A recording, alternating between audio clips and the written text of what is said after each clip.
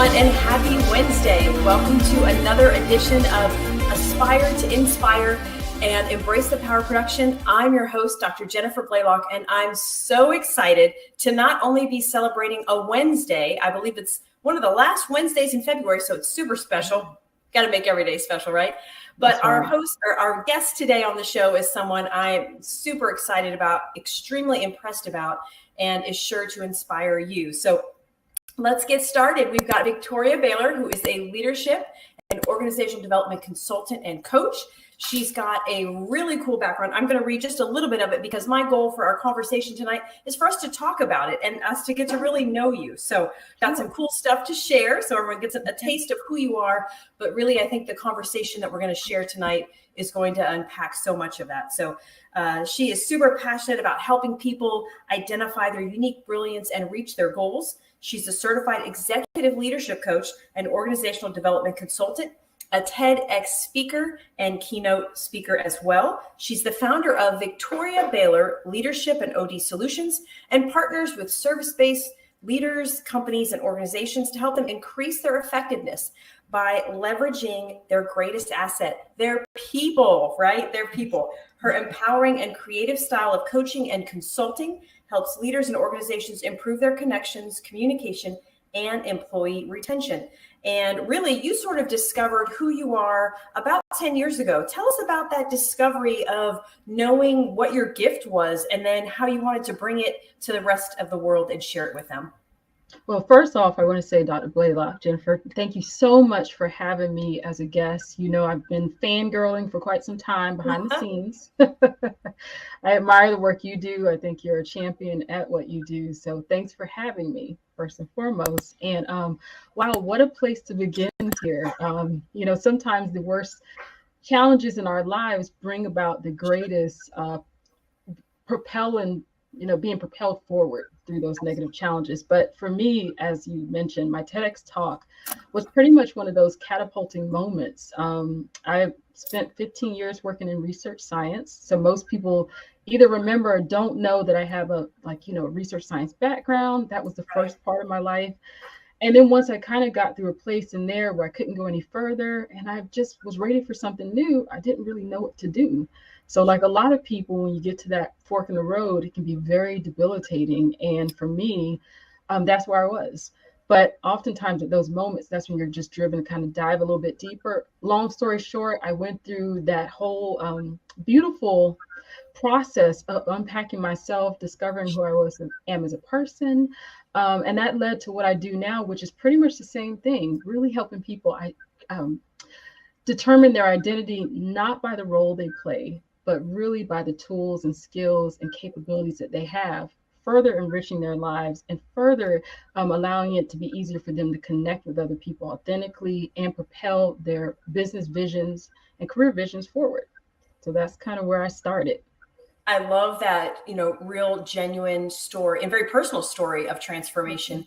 I think oftentimes our ability to connect with others and inspire them during those challenging times or that fork in the road, as you shared, it's sometimes even magnified by our ability to relate, right? To have that common and shared experience and for them to not feel judged because as a coach, you've been there, right? We've all had those opportunities. Yes. And I would say as a leader, one of the things that makes a leader that much more effective of an organization is when he, she, or they're ready, they understand who they are. They're very clear on that, like you said. So, you're certified leadership coach. And I think we both know in our work with leaders that they need to dedicate time to, checking in with themselves, not just knowing who they are, but that changes and evolves over time. Tell us a little bit about the work that you do to help those high-level executives kind of have those check-ins and figure out, am I still the same person? Is this still working for me? What motivates me to be my best self? Well, along the lines of what you're talking about, it's a very intimate situation, first and foremost. Sure. So I love to remember that we're dealing with people. And I think sometimes the stigma with leadership is everyone looks at that person that's at the, captain seat and they assume they have it all together. I have a different perspective on people. I see the people first.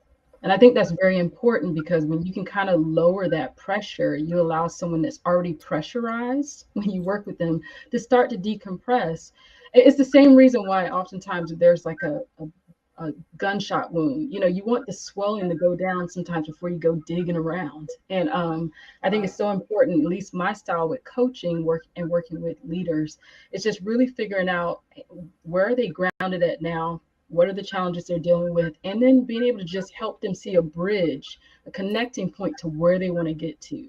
And sometimes when they're just able to kind of rub their eyes, get a good night's rest, think about the skill sets they truly possess, see the situation as probably not as bad as they think it is, it gives them hope to want to be able to move forward. So I love to kind of do, coaching along the lines of looking at their personal brand, how they choose to define who they are, looking at their communication styles, seeing how they communicate so effortlessly and in areas where it's a challenge, looking at their people interaction skills. None of us are born with all these capabilities. So as leaders, with the power to influence others, it's so important to keep those skills sharp. And you're right, it's so tough for sometimes for leaders to really make time for themselves, but it's imperative because they are the examples for everyone else. I agree. And, you've touched upon something that some leaders aren't comfortable with yet. That's that transparency and the vulnerability, right? Of, yes. I'm not perfect. I'm human. You've mentioned how that's your emphasis. You want to focus on the humanity and the human in human resources, right? For so long in the human resources world, it's been thought of as sort of the policing of the world of work rather than the development side. Tell us why and how you've seen sort of that shift to focus on the human in the organization and how that benefits an organization, how it helps them be stronger and more competitive. First of all, you asked some of the best questions. Thank you. You know how to really get in there. And I think that's so important to go beneath the surface. Now is as great of a time as any, I think, in history, where a lot of these, as a mindset coach and having a neurolinguistic programming background, I really understand the language of the mind and the way people think and see and how easy it is to get into a rut in our thinking. Well, COVID became a major disruptor. Sure. So for a lot of people, it was easy to go on this path of, there's my organization, this is my role in the organization, I'm the leader, or I'm, the follower, and you just kind of settle into these roles, and then that's that. Well, when COVID shook things up, it required people to step up in places and areas they hadn't had to in the past, and allowed people to see where they were strong and other people to see where they were weak. And I think that disruption's been really good in a sense, because now everyone's starting to see what really matters to them, what values are important. It's really not the paycheck. I really want to go to work every day and enjoy myself, and I want to feel fulfilled. And I'm seeing people take leaps and want to do things that are more in alignment with their own beliefs and value systems, and because they know they have nothing else to lose at this point. And I think that's a really good place for organizations to start picking up on those cues to say, okay, what are our true values? What is our brand? And how can we find people that are in sync so we can make these like matches made in heaven, between employees and employers, so that people can really just, like all of us, what we want, life, liberty, and the pursuit of happiness, right? When we think big picture. So I think it's a really great opportunity. Now, I don't think a lot of companies sometimes know how to navigate that, because that's when we start getting into it's not the mechanics of doing the work. This is now the soft skills and the emotional intelligence and the how do we broker these tough conversations. And I like to say I feel like that brake oil. I can come in there when things are squeaking and kind of smooth it out. And I love that, because now I can see a role and a place for people like yourself and myself, that where it's about the leadership, but we know it's more than just the leadership. It's really about that holistic approach to leadership. Oh, I love that. That's wonderful. And as you were speaking, I was thinking about how in today's competitive, ultra competitive talent war, right, where companies are whether it's a small business that's trying to keep its doors open, and cover its shifts, to a large corporation that is, out there and got all the bells and whistles to try and bring somebody in. I think, really one of the best ways to, retain good quality employees like you're talking about, who have those same values, is to recruit the right individual at the beginning. How do you Yes. coach and help companies attract the kind of talent that meshes, and really, balances with their value system, where there's that alignment? And for the job seeker, how can they find or really guide their job search by looking for similar, or organizations with similar focus, values, and vision? It all starts with that. It all starts with communication, I love that. plain and simple. And communication is so important because I think we forget sometimes. I did a workshop recently, actually 2 days ago, with a amazing client and their team. We forget the various levels that communication happens on. So especially like with an organization, case in point, you think about insurance companies. This is not disparaging what I'm trying to say, but in most cases, people consider insurance to be boring because it's just insurance, right? But when you think about the Geico lizard or the Mayhem, there are characters that are attached to things that make them memorable. And I think for a lot of companies, it's more than, again, just the nuts and bolts of the work they're doing. It's what's the icing on the cake of our organization? How are we different from others?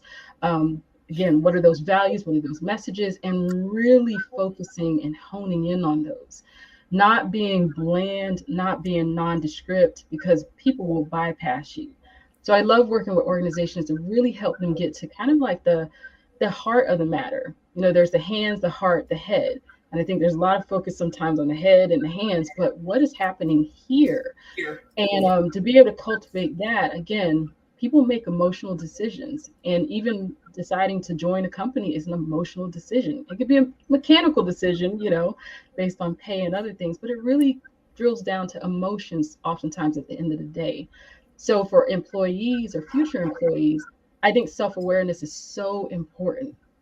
Someone did a survey years ago, and they surveyed a group of people and asked them, what do you think your level of self-awareness is? And the average person usually kind of assume like, I'm 90% self-aware. I see what's happening. I can, make fast decisions. Well, the results ended up being about 10 to 15% for most people. We don't see as much as we realize. And a lot of that applies to ourselves. We don't see and understand our skills, how we can leverage our experiences, what a unique type of intelligence we have, because there's like 8 or 9 types. So not being able to hone down on that is, like I tell a lot of my clients, it's like trying to listen to a radio station that isn't quite scanned in completely.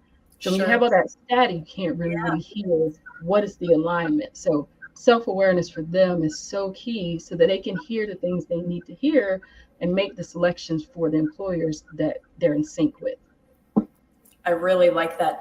As employers, kind of consider that framework and approach, obviously, production is key, performance is key, right? And we focus so much of our time and energy on that. How can they build in or make time for self-development, self-awareness? And I know you do a lot of team building, teamwork, that kind of thing. In our crazy, noisy world, right? That's ultra competitive. We're always going. What sort of, support can someone like you offer to an organization to help them find that balance where they're investing in their employees, they're investing in developing their teams? That's a really good question. And I think that's where it kind of, the answers can go off the rails for many people, because it's intimidating oftentimes to think about, because you'll get people that are really die hard, team building, take the time, and they're just really like driving it home. But what I find, every organization or company, they're very different. Their needs are different. Their people are different. So I like to come in really with a diagnostic kind of approach, do a needs analysis, see what's working, looking at the opportunities for growth. What are some competencies they feel like they're really able to see showcased, through their people? What's missing? I think there's opportunities in the gaps, right? So where are you at now? Where do you want to be? And then being able to look at that gap and say, how can we create those bricks that allow you to get there? And they may look different for each and every person, but getting their buy-in and really building that excitement behind it, and being able to reframe those opportunities as opportunities to, hey, we can really hit these next levels. When you can captivate people and really catalyze them, they build their own internal energy. And then they're willing to go and want to see it all the way through themselves. And that in and of itself is like the best thing. I love it. So you mentioned, and I shared when I talked a little bit about your bio, that you have a unique background in terms of your science background. How do you leverage that as, your secret sauce? What is it about science that can help us be successful as leaders and organizations and teams? I feel like I'm in that weird, I think you and I chat about this. I'm in the weird mesh between part scientist, part creative, which I love. But I Yeah. love the science side because what it is I think it pretty much creates very organized frames of thought. So it's a great way to think about if we're thinking about solving a problem in an organization, it allows you to really examine and do that background research and do the due diligence to gain the information, and then to really strategically plot out the steps that need to happen. So, and that takes a lot of, we've talked a lot about emotion, which is an amazing thing, but sometimes when you're solving the problem, that's not the place for all the emotion at first. So I love the fact that the science part really allows you to get in there and just look under the hood. It's not a personal thing. It's no one's fault. And to really think about the systematic steps to move toward the end of that goal. So for me, I use it. I tell people all the time, not much has really changed. I just switched sciences. I went from microbial ecology to human behavior, but my drive to always understand what's happening under the surface. First it was the ocean, now it's people. What is happening underneath people that matters most? And a lot of people don't know how to navigate that. So to be able to understand the emotional side of it and then pull the science into it, that for a lot of people will kind of reset their senses and help them frame it a little bit better.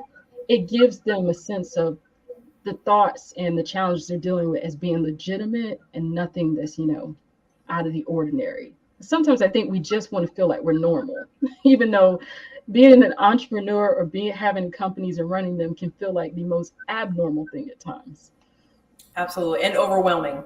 Oh, so I want to talk a little bit about emotion, because as we were talking and you were thinking about, some of the experiences you've had or what you've seen with individuals you've coached or with companies, how often have we worked with clients or just friends or even ourselves, and we made a decision about whether or not to take a job because it felt right, or we enjoyed a particular position because of how it made us feel? So how can we, sort of manage our desire to feel great in a world with a lot of complexities and demands and stressors? Wow, that is an amazing question. I look at it this way. I think navigating life and thinking you have to either, I think I used the idea of like cake and icing before, you either have to have either or. I think that's the wrong perspective. I think that work is an amazing thing, is what can fulfill us. But there's also, I think every person has the right to look for what really suits them, what energizes them, what fits. You'll put a puzzle piece together and kind of force things into work. I think when you try to do that with people, you end up with things being more problematic. So for the person making that decision, I think it's important for them to realize that, hey, trust your gut instinct. If you feel something's off, think about that, follow it up with a little bit of, some good mentoring or some good advice from someone you can trust, but launch out into that opportunity, because you never know what's on the other side of it. And some of the best opportunities I ended up were ones that I either kind of had a hunch about or was uncertain about, but I still made that leap. And, at the end of the day, nothing's broken technically. And I think this whole idea we have as a society that, if you fail, that's the end of you. Now, some of the best inventions were because something didn't turn out to be, and it turned out to be something else. Right. So I think as people, we're allowed to give ourselves space for that, but to do it responsibly too, because companies do want to connect with people that are really serious about aligning. And I don't think, we should be Goldilocks or have that mentality all our lives where we want to test everything out. Sure. So it's a give or take there. I really like that. We are sort of in a fast food society, however, and we want immediate gratification. We want to see results immediately. How long should we give it to see to see when it feels good from an organizational perspective with, does this employee fit our culture? Does, do they integrate with where we're headed, where we're going? And how do we know when maybe it's time to, to move on to something different? I think when you start, and you mentioned this earlier, when you start from a place of already looking at the pieces and see how they fit together, and if you have a seemingly like 75% match, you're looking at that other part that's probably what we like to call, when you like stock trade. It's the there's a terminology for it. It escapes me for a moment, but it's speculative. Okay. I think that we should look at people from the same standpoint, especially as an organization. You look at the root connections, if those are there, but then leave a little space for there to be some speculation of, okay, is this working? Is this not? Let's give it a little extra time. Perhaps someone needs a little bit of extra training. Let's move them to a different department. That's where I think leadership development is so important at the onset, really making sure you understand the person, they understand themselves, they have the developmental tools, because you'll start to see it'll be easier to move them into the right place. So you don't have to spend a lot of time stressing and wondering. You can just kind of start refining those roles. Maybe they don't need to be a manager. Maybe they feel a little bit better in another position. Maybe they work better in, two-person kind of groups versus like bigger teams. So I think a lot of it is making that good decision right off the bat and then doing the refinement later. I love that. You are very active in really building professional networks. Tell me how you think that contributes to your own professional growth, and what advice you would give to others out there about perhaps joining a group like SHRM, Society for Human Resource Management, or other, I know you're involved in some other professional organizations. How does that fuel your fire, and why would it be a good thing for others to do? Well, first of all, teamwork makes the dream work. I don't mean to be cliche. It does. And I have to give a talk on that very topic next week, the art of team building and collaboration. And for me, I think I've always had a very natural curiosity about people. I'm very intrigued by people. I love to hear their stories. So anytime I go into an environment, it really is, for me, a very authentic mode of communication and connection. Sure. I think that it just depends for every single person what their motive is. And when you can learn from every single person, from their experiences, their insights, and you never know you have that rapport or synchronicity. And until you're willing to scratch that surface, you'll never know what lays underneath, right? So for me, I love networking events. I love getting to know people. I like that whole trust building. And oftentimes those situations build about opportunities for collaboration, and they're mutually beneficial. And it's just really great to just be able to connect in someone else's world, use your skills, gifts, likewise, be a beneficiary of someone else's skills, gifts, and to propel the cause. Because when we think about it, none of this is really about us, right? I don't get up every day. This is not Victoria's show. I'm kind of boring in real life. It's not really about me.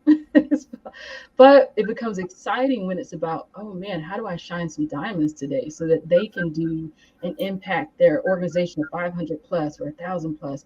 How do we make them or help them feel a little bit more that they can push through some of their heavier challenges, or they can see a skill set they never knew they had?